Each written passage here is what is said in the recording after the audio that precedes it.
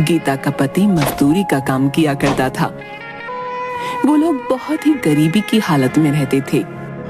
बहुत मुश्किल से 2 वक्त का खाना मिल पाता था। उसके अलावा किसी चीज पर खर्च करने के लिए उनके पास पैसे नहीं थे। रमेश की माँ भी काफी बूढ़ी और बीमार थी। उनकी जिंदगी इसी तरह चल रही थी कि अचानक एक दिन रमेश को काफी तेज बुखार आता है और सही इलाज न मिल पाने के कारण उसकी मृत्यु हो जाती है। गीता के पति का एक छोटा भाई राजू भी था, जो बहुत चालाक किस्म का आदमी था। भाई की मृत्यु के बाद वो थोड़े दिन उसके परिवार और माँ की सेवा का नाटक करता है। कुछ दिनों में अपनी माँ को उल्लू बनाकर खेती बाड़ी की सारी जमीन अपने नाम लिखवा लेता है। राजू अपनी माँ से कहता है, देखो माँ, भाई की तो अब मृत्यु हो चुकी है। भाभी तो जाकर खेतों में काम करेंगी नहीं, सो मुझे ही सब देखना पड़ेगा। इन कागजों पर अंगूठा लगा दो। बाकी भाभी और बच्चों की चिंता मत करो, उनका सारा खर्च मैं उठा लूंगा। तुम लोगों को चिंता करने की जरूरत नहीं है। बूढ़ी माँ राजू की बातों में आकर अंगूठा लगा देती है, पर राजू बहुत मक्कार निकलता है। 2-4 दिनों में वो जमीन को औने पौने दाम में बेचकर गांव से फरार हो जाता है। कैसा कपूत पैदा किया मैंने, जो अपने ही घर को बर्बाद करके भाग गया। अब हम लोग क्या करेंगे? गीता पर तो दुखों का पहाड़ टूट पड़ा। वो सोचने लगती है, मैंने तो आज तक कोई काम नहीं किया, कभी घर से बाहर नहीं निकली। मैं इन 2 छोटे बच्चों को और अपनी बूढ़ी सास का कैसे ख्याल रखूंगी? भगवान ने हमारे साथ बहुत अन्याय किया। घर का एकमात्र सहारा हमसे छीन लिया। कुछ दिन बीतने के बाद खाने पीने का जो थोड़ा बहुत सामान था वो सब खत्म हो गया। अब तो ना घर में राशन था और ना ही पैसे बचे थे। गीता अपनी सास से कहती है, माँ जी, जो भी पैसे जुड़े हुए थे वो सब खत्म हो गए हैं। कुछ दिन तो कट गए, पर अब आगे का कुछ सोचना पड़ेगा। आस पड़ोस के लोग कुछ दिन तो उन लोगों की मदद करते हैं, पर धीरे धीरे सब लोग उन्हें उनके हाल पर छोड़ देते हैं। गीता अपनी बेटी से कहती है, बेटी, अब बस केवल थोड़ी सी दाल और चावल ही बचे हैं। आज का ही खाना बन पाएगा। कल से मुझे कुछ काम ढूंढने जाना पड़ेगा। मैं बहुत चिंतित हूँ कि तुम लोगों को अकेला छोड़कर मैं काम पर कैसे जाऊंगी। माँ जी भी तो बीमार रहती हैं, उन्हें किसके भरोसे छोड़कर जाऊं? आप चिंता बिल्कुल न करें। आप तो भगवान की इतनी पूजा करती हैं, वो जरूर आपकी मदद करेंगे। हाँ बेटी, अब भगवान ही हमारी मदद कर सकते हैं। तुम भी उनसे प्रार्थना करना। चलो अब खाना खा लो। बच्चों और सास को खाना खिला लेने के बाद केवल थोड़ा सा ही खाना उसके लिए बचा। गीता जैसे ही खाना खाने के लिए बैठी, तभी बाहर से आवाज आती है, क्या कोई घर पर है? इस भूखी बुढ़िया को भी खाना खिला दो। बूढ़ी अम्मा की आवाज सुनकर गीता तुरंत बाहर आती है और उन्हें बैठने के लिए कहती है। गीता ने अपने लिए जो थोड़े से दाल चावल रखे थे वो उस बुढ़िया को देने के लिए प्लेट में डालकर ले आती है। ये जो थोड़ा बहुत खाना है खा लो, मेरे पास आज केवल इतना ही भोजन है, आप इसे ग्रहण कर लें। बूढ़ी अम्मा खाना खाते खाते गीता से पूछने लगती हैं, क्या हुआ बेटी, उदास क्यों है? गीता उस बूढ़ी अम्मा को सारी कहानी बताते हुए कहती है कि किस तरह अचानक उसके पति की मृत्यु के बाद घर का सारा भार उसके ऊपर आ गया और कमाई का कोई जरिया नहीं है। आज तो राशन भी खत्म हो गया है। मुझे समझ नहीं आ रहा कि अपने छोटे छोटे बच्चों और बूढ़ी सास को छोड़कर कैसे बाहर काम पर जाऊं, और यदि काम नहीं किया तो इनके लिए खाना कहां से लाऊंगी। बूढ़ी अम्मा गीता की सारी बातें सुनकर उससे कहती है, तुमने ये जो दाल चावल बनाए थे इनमें बहुत ही स्वाद था। तुम्हारे हाथ में स्वाद है। घर के बाहर ही तुम दाल चावल का ठेला क्यों नहीं लगा लेती, जिससे तुम्हें घर छोड़कर कहीं जाना भी नहीं पड़ेगा और तुम्हारी कमाई का जरिया भी बन जाएगा। मैं तुम्हें एक नमक का पैकेट देती हूँ। ये एक जादुई नमक है। तुम अपने खाने में इसी पैकेट से नमक डालना फिर देखना उस खाने का स्वाद।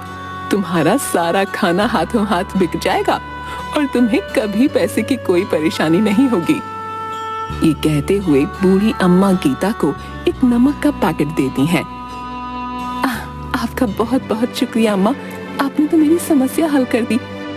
अब मैं घर पर रहकर ही सब काम कर लिया करूंगी और मुझे अपने बच्चों को छोड़कर कहीं दूर भी नहीं जाना पड़ेगा।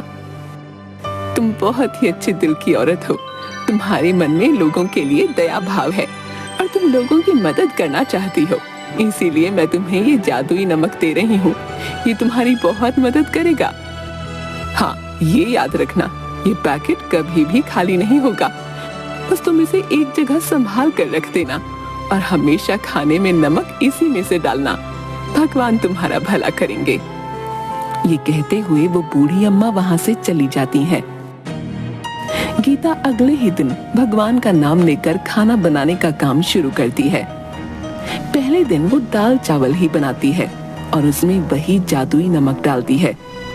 वो अपने आसपास के सभी घरों में कहलवा देती है कि आज से वो दाल चावल बनाकर बेचने का काम शुरू कर रही है। जिसे भी दाल चावल लेने हो वो उससे खरीद सकता है।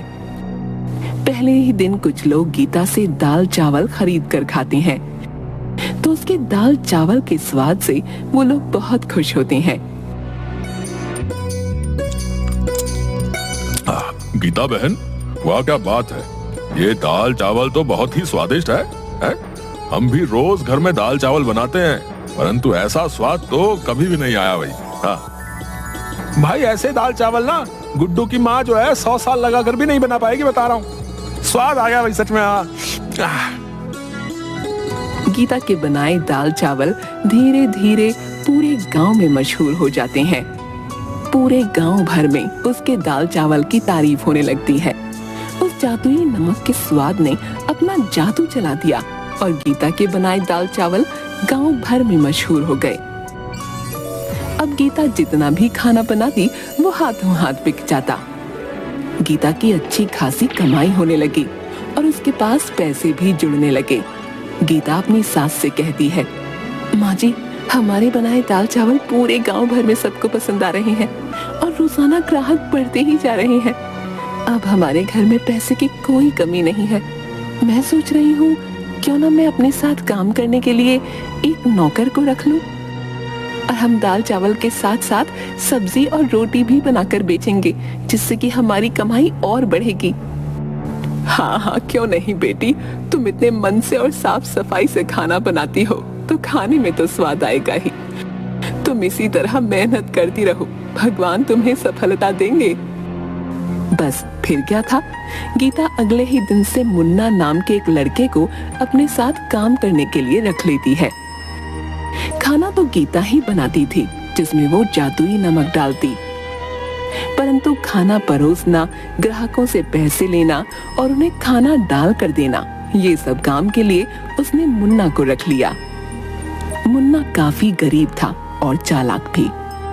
जब उसने देखा कि गीता का बनाया हुआ खाना इतना बिकता है तो वो सोचने लगा, क्यों ना मैं भी किसी तरह खाना बनाकर अपना अलग ठेला लगा लूं। यहाँ नौकरी करते तो मुझे 4 पैसे ही मिलने वाले हैं, परंतु अपने ठेले से मुझे अच्छी कमाई हो जाएगी। मुन्ना अपने दोस्त से कहता है, अरे यार, ये दिन भर की नौकरी करने के बाद मेरे हाथ में तो कुछ भी नहीं आता। इतनी कम तनख्वाह में भी भला गुजारा होता है क्या? है? मैं सोच रहा हूँ जब गीता औरत होकर इतना कमा सकती है तो मैं क्यों नहीं, मैं भी अलग ठेला लगा लूंगा। जब इस काम में इतनी कमाई है तो मैं अलग से ठेला लगाकर ज्यादा मुनाफा क्यों ना कमाऊं भाई? है? कब तक उस गीता का नौकर बना रहूंगा? पर भाई, ठेला चलाने के लिए तुम्हें गीता जैसा स्वादिष्ट खाना भी तो बनाना होगा कि नहीं? है? अभी तुम कुछ दिन उसे देख देख कर उसके जैसा खाना बनाना सीख लो, तभी नौकरी छोड़ना। हाँ, ये तो तू बिल्कुल ठीक कह रहा है। उसके जैसा स्वादिष्ट खाना बनाऊंगा तभी तो मुनाफा होगा। मुन्ना सोचने लगता है, गीता खाने में ऐसा क्या डालती है जिससे उसके खाने का स्वाद इतना बढ़ जाता है? ये बात पता करनी पड़ेगी। यदि मेरा खाना गीता के खाने की तरह स्वाद बनेगा तभी तो बिकेगा। एक दिन छुपकर मुन्ना गीता को खाना बनाते हुए देखता है। वो बहुत ध्यान से देख रहा था कि गीता ने कोई खास मसाले नहीं डाले, बस एक डिब्बे में से नमक निकाल कर खाने में डाला। मुन्ना सोच में पड़ जाता है। बस केवल नमक मिलाने से खाने में इतना अनोखा स्वाद कैसे आ जाता है? हो ना हो इसी नमक में कोई खास बात है। यदि मैं इसका नमक का पैकेट चुरा लूं, तो मैं भी इससे जो खाना बनाऊंगा उसमें वैसा ही स्वाद आएगा जैसा कि गीता के खाने में आता है। बस फिर क्या था, मुन्ना लालच में आकर गीता का नमक चुरा लेता है और चुपचाप उसे अपने घर ले जाता है। गीता की बेटी ने मुन्ना को नमक चुराते हुए देख लिया था। वो सारी बात अपनी माँ को बता देती है। गीता ये सुनकर बहुत परेशान हो जाती है कि उसका नमक चोरी हो गया। अब उस जादुई नमक के बिना वो खाना कैसे बनाएगी।